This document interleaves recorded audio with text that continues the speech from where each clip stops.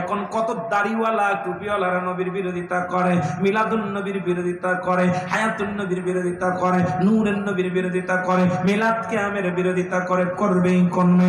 বাজানরে শুনে নেন, ওই 9 জনের ভিতরে 2 জন হলো ঈমানদার, একজনের নাম আমিরে খামজা, আরেকজনের নাম আব্বাস। 7 জন রাসূলুল্লাহর বিরোধিতা করেছিল।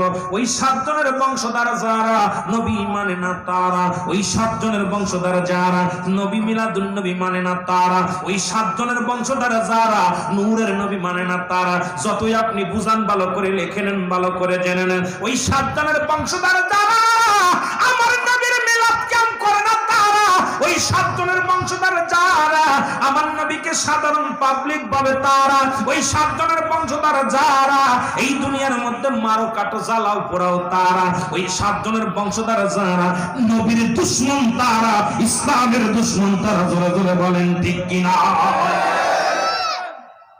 দাড়ি টুপি দেখে বলে যাওয়া যাবে না। এই জন্য আল্লাহ বলে মিনান নাস, মানুষ মিনান নাস মা ইয়াকুলু মান্না বিল্লাহি ওয়া বিল ইয়াউমিল আখির ওয়া মা হুম বিমুমিনিন। আল্লাহ বলে হাবিব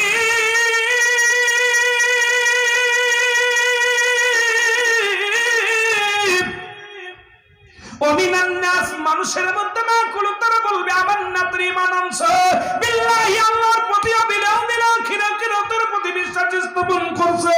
ওয়া মা হুম বিমুমিনিন, আল্লাহ ডাকতে বলে হাবিব একদল বেঈমান আপনার কদমের মধ্যে যাবে, তারা মুমিন বলে দাবি করবে, মুত্তাকিন বলে দাবি করবে, না না ওই বেঈমানগুলোর দাড়ি টুপি জুব্বা সব থাকবে।